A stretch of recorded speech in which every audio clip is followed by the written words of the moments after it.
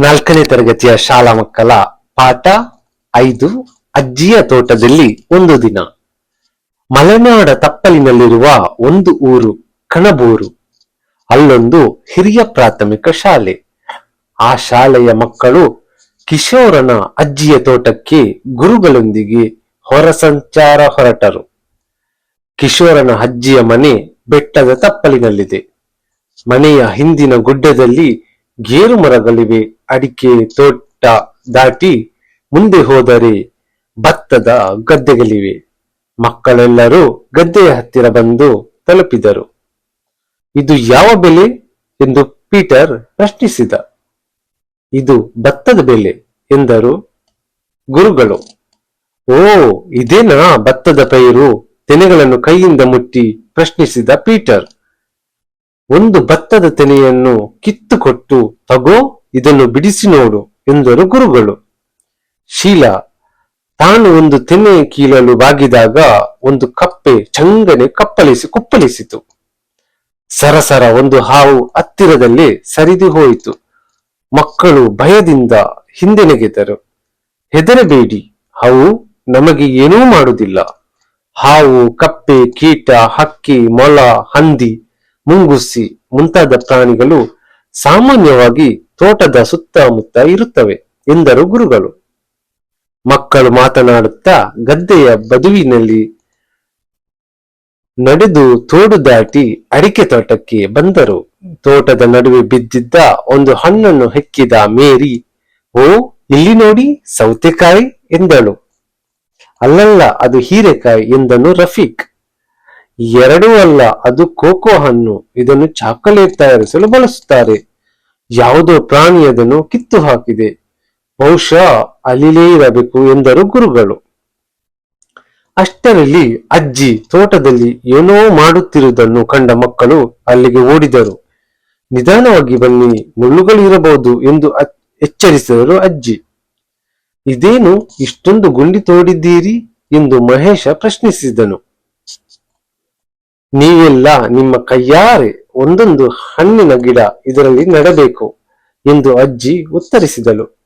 ಬೇಡಪ್ಪ, ನಮ್ಮ ಕೈ ಕೊಳೆಯಾಗುತ್ತದೆ, ನನ್ನ ಅಮ್ಮ ಬೈಯುತ್ತಾಳೆ ಎಂದಳು ಅಶ್ವಿನಿ. ಚೊಕ್ಕದ ಚಿಕ್ಕಮ್ಮ ಬಾರೆ ಎಂದು ತಮಾಷೆ ಮಾಡಿದ ಮೊಹಮ್ಮದ್. ಕೈ ಕೆಸರಾದರೆ ಬಾಯಿ ಮೊಸರು ಎಂದು ಹೇಳುತ್ತಾ ಒಂದು ಗಿಡ ತೆಗೆದುಕೊಂಡು ನೆಡಲು ಆರಂಭಿಸಿದನು. ಅಂತೆ ಎಲ್ಲಾ ಮಕ್ಕಳು ಒಂದೊಂದು ಗಿಡ ನೆಟ್ಟರು.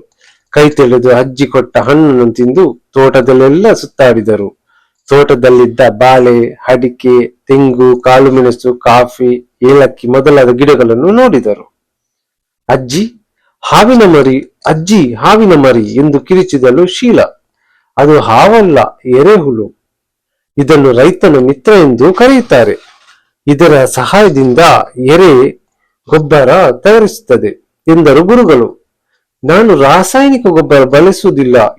ಎರೆಗೊಬ್ಬರ, ಹಟ್ಟಿ ಗೊಬ್ಬರ, ಕೋಳಿ ಗೊಬ್ಬರ ಮುಂತಾದ ಸಾವಯವ ಗೊಬ್ಬರ ಬಳಸಿ ಉತ್ತಮ ಬೆಳೆಗಳನ್ನು ಬೆಳೆಯುತ್ತೇವೆ ಎಂದರು ಅಜ್ಜಿ.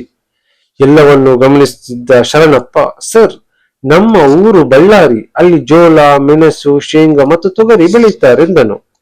ಹೌದು, ಮಣ್ಣಿನ ಗುಣ ಮತ್ತು ಹವಾಮಾನಕ್ಕೆ ಅನುಗುಣವಾಗಿ ಬೇರೆ ಬೇರೆ ಬೆಳೆ ಬೆಳೆಯುತ್ತಾರೆ ಎಂದರು ಶಿಕ್ಷಕರು. ನಮ್ಮ ಊರು ಪಶ್ಚಿಮ ಘಟ್ಟದ ತಪ್ಪಲಿನಲ್ಲಿದೆ. ಬೆಟ್ಟ, ಗುಡ್ಡ, ಮರಗಳಿಂದ ಕೂಡಿರುವ ಪ್ರದೇಶವಾದುದರಿಂದ ಇಲ್ಲಿ ಹೇರಳವಾಗಿ ಮಳೆ ಬೀಳುತ್ತದೆ. ಆದುದರಿಂದ ಹೆಚ್ಚು ನೀರು ಬೇಕಾದ ಬೆಳೆಗಳನ್ನು ನಾವು ಬೆಳೆಯುತ್ತೇವೆ. ನಿಮ್ಮ ಊರಿನ ಕಡೆ ಮಳೆ ಕಡಿಮೆ ಬೀಳುವುದರಿಂದ ಆ ಬೆಳೆಗಳು ಬೆಳೆಯುತ್ತಾರೆ ಎಂದರು ಅಜ್ಜಿ. ಅಷ್ಟು ಹೊತ್ತಿಗೆ ಅಜ್ಜಿಯ ಮನೆಯಲ್ಲಿ ಮಕ್ಕಳಿಗಾಗಿ ರುಚಿಯಾದ ಅಡುಗೆ ಸಿದ್ಧವಾಗಿತ್ತು. ಕೈಕಾಲು ತೊಳೆದು ಊಟಕ್ಕೆ ಬನ್ನಿ ಎಂದು ಅಜ್ಜಿ ಕರೆದಳು. ಮಕ್ಕಳು ಅಜ್ಜಿಯ ಜೊತೆ ಊಟಕ್ಕೆ ಹೊರಟರು. ಅಜ್ಜಿಯ ಮನೆಯ ಅಂಗಳದಲ್ಲಿದ್ದ ಯಂತ್ರವನ್ನು ಕಂಡ ಶೀಲಾ, ಇದೇನು ಗುರುಗಳೇ ಎಂದಳು. ಇದು ಗದ್ದೆ ಉಳುವ ಯಂತ್ರ. ಹಿಂದೆ ನೇಗಿಲು, ನೋಗ, ಎತ್ತು, ಕೋಣ ಬಳಸಿ ಹೊಲ ಹೂಳುತ್ತಿದ್ದರು. ಈಗ ಹೊಸ ಸಾಧನಗಳು ಬಂದಿವೆ ಎಂದರು ಗುರುಗಳು. ಎಲ್ಲರೂ ರುಚಿ ರುಚಿಯಾದ ಊಟ ಮುಗಿಸಿದರು. ಕೈ ತೊಳೆಯಲು ಹೋದ ಅಶ್ವಿನಿ, ಇದೋ ನೋಡಿ, ಇಲ್ಲೂ ಸಣ್ಣ ಸಣ್ಣ ಗುಂಡಿಗಳಿವೆ ಎಂದಳು. ಇವು ಇಂಗು ಗುಂಡಿಗಳು. ಈ ಗುಂಡಿಗಳ ಮೂಲಕ ಮಳೆಯ ನೀರನ್ನು ಇಂಗಿಸುತ್ತೇವೆ. ಇದು ಅಂತರ್ಜಲ ಹೆಚ್ಚಿಸುತ್ತದೆ. ಇದರಿಂದ ನಮ್ಮ ಬಾವಿಯಲ್ಲಿ ನೀರು ಎಂದೂ ಕಡಿಮೆಯಾಗಿಲ್ಲ ಎಂದರು ಅಜ್ಜಿ. ಮಕ್ಕಳೇ, ನಾವು ಮಳೆ ಕೊಯ್ಲು ಮತ್ತು ಅಂತರ್ಜಲದ ಬಗ್ಗೆ ತರಗತಿಯಲ್ಲಿ ಚರ್ಚಿಸೋಣ. ಈಗ ಅಜ್ಜಿಗೆ ಧನ್ಯವಾದ ಹೇಳಿ ಹೊರಡೋಣ ಎಂದರು ಗುರುಗಳು. ಅಷ್ಟರಲ್ಲಿ ಅಜ್ಜಿ ಎಲ್ಲರಿಗೂ ಗೋಡಂಬಿ ಹಂಚಿದರು. ಮಕ್ಕಳು ತಿನ್ನುತ್ತಾ ಶಾಲೆ ಕಡೆ ಹೆಜ್ಜೆ ಹಾಕಿದರು. ರೈತ ನಮ್ಮೆಲ್ಲರ ಅನ್ನದಾತ. ಸೊ ಪದಗಳ ಅರ್ಥ ಇದೆ ಇಲ್ಲಿ ನೋಡಿ.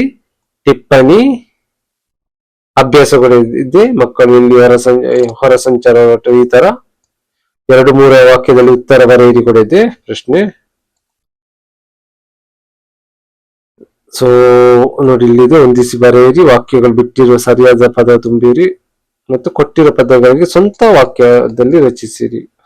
ರಚಿಸಿರಿ. ಗುಂಪಿಗೆ ಸೇರಿದ ಪದ ಕೂಡ ಬರೆಯಿರಿ. ಸೊ ಕೆಳಗಿನ ಕೂಡಿಸಿ ಬರೆಯಿರಿ ಕೂಡ ಇದೆ. ಸೊ ಇದು ಪಾಠವನ್ನು ನಾವು ನೋಡಿದ್ದೆಲ್ಲ. ಮುಂದಿನ ಪಾಠದಲ್ಲಿ ಮತ್ತೊಂದು ವಿಡಿಯೋ ಸಿಗುವ. ಧನ್ಯವಾದಗಳು.